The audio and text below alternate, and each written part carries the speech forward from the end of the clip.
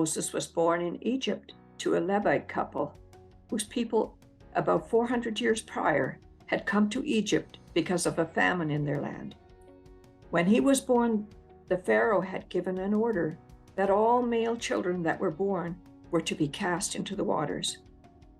You see, he saw that the Israelites were outnumbering his own people, and that would be a dangerous thing in the future if there was an uprising. All the midwives were to ensure that the male children should not live. When Moses was born, his mother hid him until he was around 3 months of age. Then she could not do so anymore. She made a papyrus basket, lined it with tar and pitch, and had her daughter take it to the Nile and hide it in the reeds. The daughter hid it and stayed around to see if anyone would take the baby. It so happened that a daughter of the Pharaoh, the princess, had come down to the Nile to bathe. Her attendants were close by. As the princess waded out in the reeds, she spied the basket. Upon checking it, she found the baby Moses.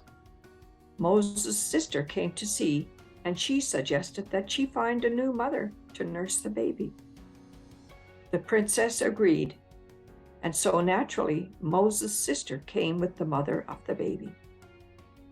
The princess agreed to give the child to her until he was weaned, and also paid her to do so.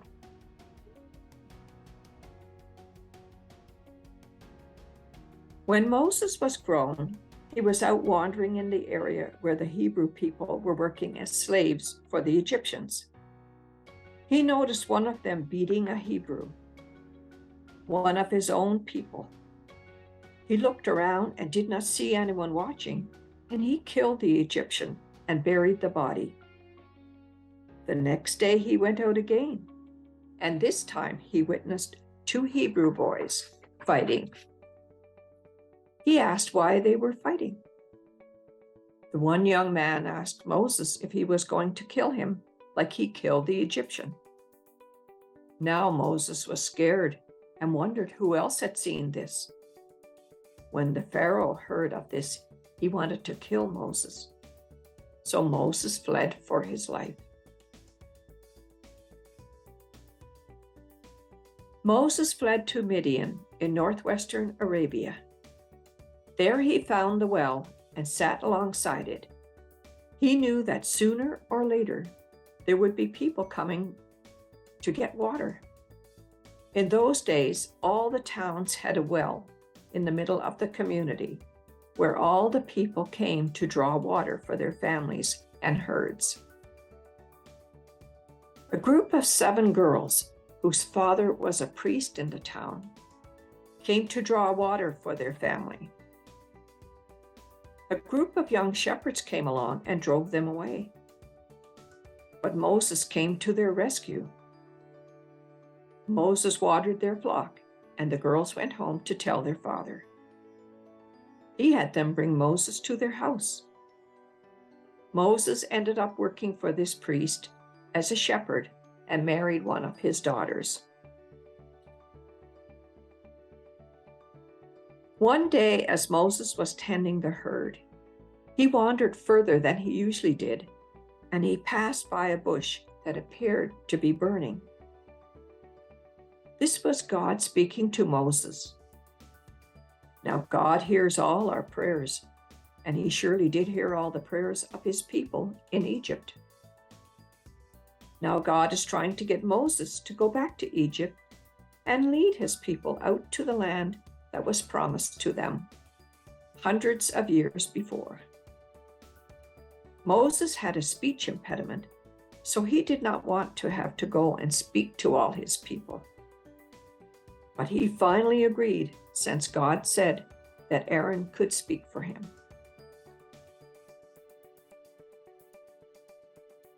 After spending 40 years in Midian, he decided that he would go back to Egypt and help bring his people out of bondage. This had to be quite the undertaking at the age of 80 years. M.W. Chavlis explains in the Dictionary of the Old Testament that some scholars of the past 3 centuries are skeptical of narrative of Moses and the Israelites, arguing that searching for a historical account of Moses is an exercise of futility. Historical analogy does not constitute historical proof, yet it can assist the scholar in determining the plausibility of the historicity of the biblical record. The narrative of Moses shows a link to heroes of the historical cultures, meanwhile preserving the thread tying Israel's fate to the once generous Egypt turned unjust superpower. Peter Enns would suggest that the Old Testament is not a journalistic, dispensational, objective account of events. Its purpose is not just to tell us what happened so that we can look objectively at the data and arrive at proper conclusions. The Old Testament instead is a theological history. It has been written to teach lessons. Therefore, it is imperative that we all read the narrative of Moses and the Israelites' exodus from slavery to freedom and look for the lessons that we can gain. Slavery is not only a theme in biblical history, but has continued to play a role throughout history. After the American Civil War, large groups of enslaved African Americans fled from Texas to Oklahoma, where they were promised education, voting rights, and an increased freedom. However, after Oklahoma gained statehood, the government enacted segregation laws. Due to these laws and the loss of liberty in 1910, my husband's great-grandfather, himself an enslaved African American, fled to Canada. He fled with a group of 12 families, 75 people in total, according to the border records. They hoped to escape the discriminatory Jim Crow laws, fleeing to Canada with the promise of free land and freedom from racist policies. They settled in the Eldon district near Maidstone, Saskatchewan, making the very first Black settlement in the province. However, as they began to settle in, what they experienced reflected much of what they'd fled from. The government of Canada attempted to end Black migration in 1911 by declaring that immigrants of the Negro race were deemed unsuitable to the climate and the requirements of Canada. This order never became law, but made it very clear that they were unwanted in Canada as well. Today, all that remains in this settlement is an old log church that they called Shiloh Baptist. This site has been deemed a provincial heritage property. When you visit this location, you will see the simple one-room building constructed of poplar logs from along the North Saskatchewan River. This preserved site can shed light on our Canadian history of an exodus to freedom and the importance of paying homage to our history with slavery. Many of those families, despite feeling unwanted here in Canada, have remained and have become successful participants in society, farming land, starting businesses, and building families that have made up the fabric of our country today. Through biblical history and social and cultural context of slavery used in the Old Testament, the message of Exodus is greatly impacted. Even the literary genres and themes of Exodus shed light on what God thinks about slavery, and they point to his promise of redemption for all humankind through the work of Jesus Christ. Accounts in Exodus help to enlighten us about the biblical historical elements of slavery, and they highlight God's reaction to oppression. God had a plan of redemption for his people, so that they may live up to their calling as his chosen people, that they would bring his message to all nations. This plan was actualized through Moses. Moses had quite a few things in common with Jesus. Number one, He ran away from Egypt at the age of 40, and God spoke to him 40 years later in Midian. Jesus, before starting his ministry, spent 40 days and 40 nights in the wilderness where he was tempted by Satan. Moses had fled Egypt in order to save his own life. When Jesus was still a baby, Mary and Joseph had to flee to Egypt in order to save his life, because Herod wanted all children under 2 years to be killed. Like Christ, Moses was born of an oppressed race. Moses was born into a slave family, but was adopted into the Pharaoh's family. So he was a prince of royal dignity. Jesus is heir of all power and Prince of glory by eternal right. Moses gave up all his honors to share in the suffering of his brethren and save them from bondage. Our Redeemer became a partaker of our human nature and its lot of suffering and shame. Moses was the founder of the system of sacrificial offerings. Christ is our great sacrifice. Moses was the mediator between God and his people. Jesus is our one-way access to the Father in heaven. God used Moses as the Redeemer and the mediator. Thus, we can be challenged to combat slavery today. Borg Jansen Dominica explains that modern slavery today is actualized through human trafficking in many forms and is a significant issue of our time. An estimated 21 million people are working in forced labor situations globally. Yet, not much headway is being made in addressing the problem, even though it is criminalized in many countries. Women and children are the primary victims of this crime. However, it is an ever-evolving industry, and recently there have been a surge of migrant workers becoming targeted. In some parts of the world, the practice of human trafficking has made its way into social norms, as seen in the Pentateuch. Therefore, the nuances of current human trafficking must be studied and understood to deal with them in policy legislation. Poverty remains the stronghold in which human trafficking thrives. Unfortunately, this perpetuates the problem, continuing the harmful cycle of oppression of people.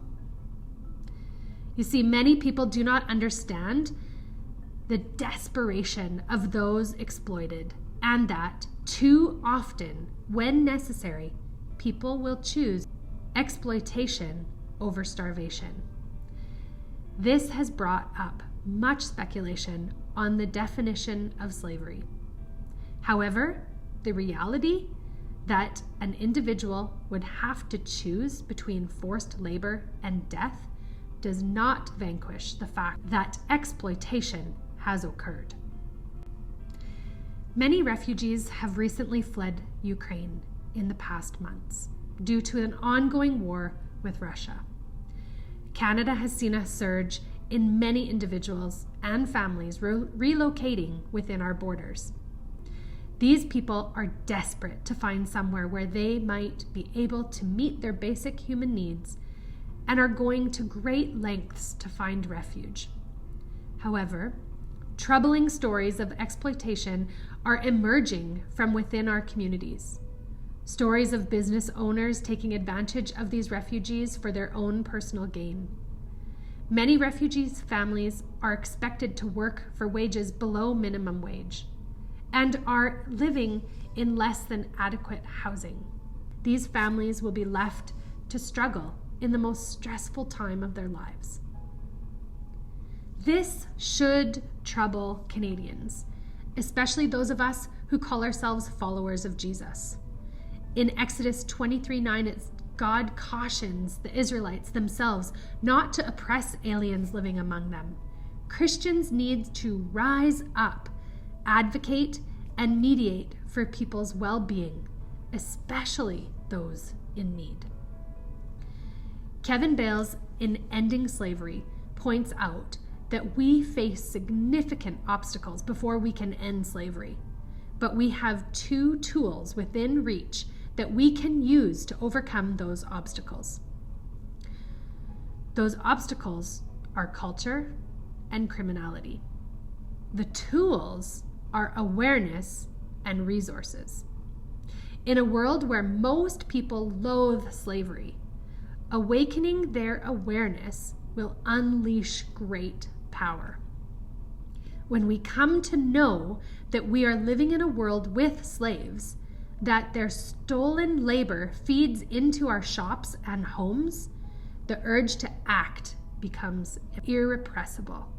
Around the world are millions of slaves whose liberation will be challenging and difficult, but imminently possible.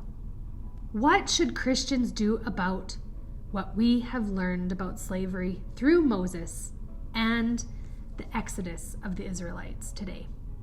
Considering what we've learned regarding the history in biblical times and in our recent history and our current reality, well, first, followers of Christ should be awakened to the reality of slavery today. Awareness is the first step. Secondly, the believers should take this issue to God in prayer. Third, look for ways to get involved in making a difference. Many organizations are working to end slavery in a variety of ways. Lastly, there is a need for people to speak up, to advocate for justice. Do not be afraid to challenge people around you to get involved in making a difference. The issue of slavery matters to God. In Proverbs 31, it says, "Speak up for those who cannot speak for themselves, for the rights of all who are destitute. Speak up, judge fairly, defend the rights of the poor and needy." Bales makes a simple statement. If every citizen decides to do 1 or 2 small things, those obstacles he talked about earlier would fall.